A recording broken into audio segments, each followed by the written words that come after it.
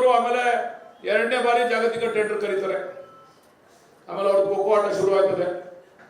ಯಡಿಯೂರಪ್ಪನವರು ಆದ್ಮೇಲೆ ಕೊಕ್ ಅಂತ ಬಂದು ಸದಾನಂದ ಗೌಡರು, ಯಡಿಯೂರಪ್ಪನವ್ರು ಹೋದ್ರೆ ಕೇಳಿಕೆ ಅವ್ರು ಬಂದು ಕೂತ್ಕೊಂಡು ಸದಾನಂದ ಗೌಡರು ಅವ್ರು ಹೇಳಿದ್ರು, ಇದು 5 ಟೌನ್ಶಿಪ್ ಮಾಡಕ್ಕಾಗಲ್ಲ, ಇದನ್ನ ಒಂದು ಮಾತ್ರ ನಾವು ಪೈಲಟ್ ಪ್ರಾಜೆಕ್ಟ್ ಆಗಿ ಮಾಡ್ತೀವಿ, 4 ಸದ್ಯಕ್ಕೆ ರೆಡ್ ಝೋನ್ ಇಂದ ಮುಕ್ತಿ ಮಾಡ್ತೀವಿ.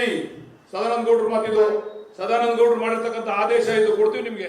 ಸದಾನಂದ ಗೌಡರು ಮುಖ್ಯಮಂತ್ರಿಗಳಾಗಿ ಮಾಡಿರ್ತಕ್ಕಂಥ ಆದೇಶ. ಸದಾನಂದ ಗೌಡರು ಬಿಡದಿ ಮಾತ್ರ ಒಂದು ಪೈಲಟ್ ಪ್ರಾಜೆಕ್ಟ್ ಆಗಿ ಮಾಡಬೇಕು ಅಂತಂದ್ರು.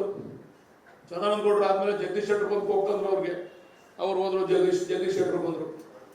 ಜಗದೀಶ್ ಶೆಟ್ಟರು ಕೂಡ ಇದನ್ನ ಮಾಡಬೇಕು ಅಂತಕ್ಕಂಥದ್ದನ್ನ ಮುಂದುವರಿಸಿರ್ತಕ್ಕಂಥ ಮೀಟಿಂಗ್ಗಳನ್ನ ಕೂಡ ನಿಮಗೆ ಕೊಡ್ತಕ್ಕಂಥದ್ದು.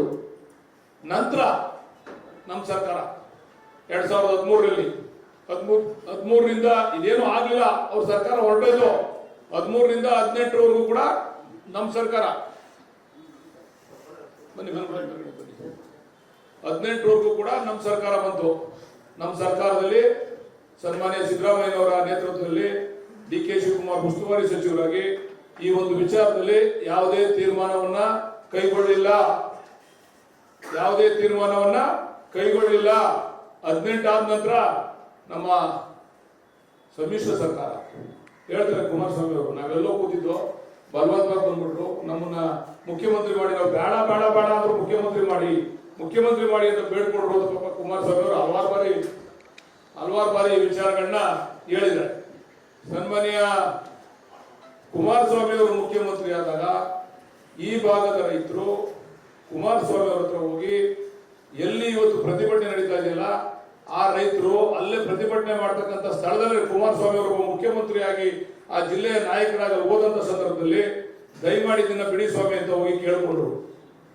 ಕುಮಾರಸ್ವಾಮಿ ಅವರು, ಇದು ನನ್ನ ಕನಸಿನ ಯೋಜನೆ, ಯಾವುದೇ ಕಾರಣಕ್ಕೂ ಬಿಡ್ಲಿಕ್ಕೆ ಸಾಧ್ಯ ಇಲ್ಲ, ಮಾಡೇ ತೀರ್ತೀನಿ ಅಂತಕ್ಕಂಥ ಮಾತನ್ನ ಸನ್ಮಾನ್ಯ ಕುಮಾರಸ್ವಾಮಿ ಅವರು ಹೇಳಿರ್ತಕ್ಕಂಥದ್ದು ಸ್ಪಷ್ಟವಾದಂತ ಉದಾಹರಣೆ ಇದೆ. ಬೇಕಾದ್ರೆ ಕುಮಾರಸ್ವಾಮಿ ಅವರು ಆತ್ಮಾವಲೋಕನ ಮಾಡ್ಕೋಬೇಕು, ಆತ್ಮಶೋಧನೆ ಮಾಡ್ಕೋಬೇಕು, ಈ ಮಾತನ್ನ ಹೇಳಿದೀವಿ ಇಲ್ವ ಅಂತ.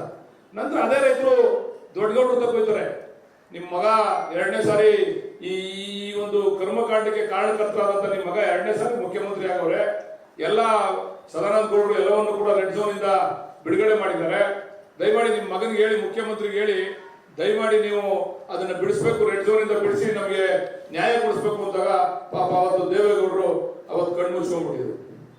ಅವತ್ತು ಗೌಡರು ಯಾವುದೇ ತೀರ್ಮಾನವನ್ನ ಕೊಡ್ಲಿಕ್ಕೆ ಸಾಧ್ಯ ಇರ್ತಿಲ್ಲ.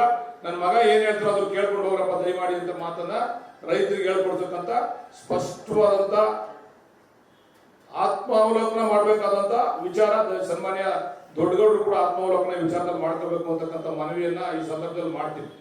ಅದಾಯ್ತು. ನಮ್ಮ ಸರ್ಕಾರ, ನಮ್ಮ ಬೇರೆ ಬೇರೆ ವಿಚಾರಗಳಿಂದ ನಮ್ಮ ಸರ್ಕಾರ ಸಮ್ಮಿಶ್ರ ಸರ್ಕಾರ ಹೋಯ್ತು.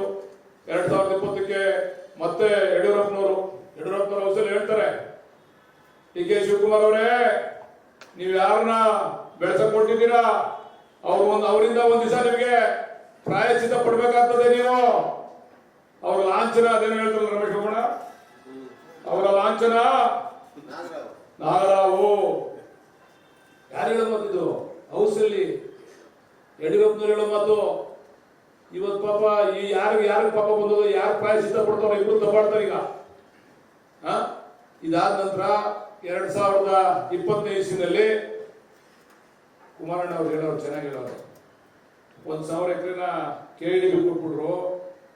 KIDBಗೆ ಕೊಡುವಂತ ಸಂದರ್ಭದಲ್ಲಿ ಪಾಪ ಯಾರೋ ತಿಮ್ಮೇಗೌಡರು ಅನ್ನೋರಿಗೆ ಸಿದ್ದರಾಮಯ್ಯ ಅವರು, ನೀನು ಯಾವುದೋ ನಿಂದು ಲೋನ್ ಆದ ಸರ್ಕಾರದಲ್ಲಿ 1 ಟೈಮ್ ಸೆಟಲ್ಮೆಂಟ್ ಮಾಡ್ಬಿಡ್ತೀನಿ, ನೀನು ಇದನ್ನ ಇಂಡಸ್ಟ್ರೀಸ್ ಎಲ್ಲ ಮಾಡಿ ಅಲ್ಲಿಂದ ಜಾಗ ಮಾಡ್ಬಿಡ್ಬಾ ಅಂತಂದ್ರು ಅಂತ.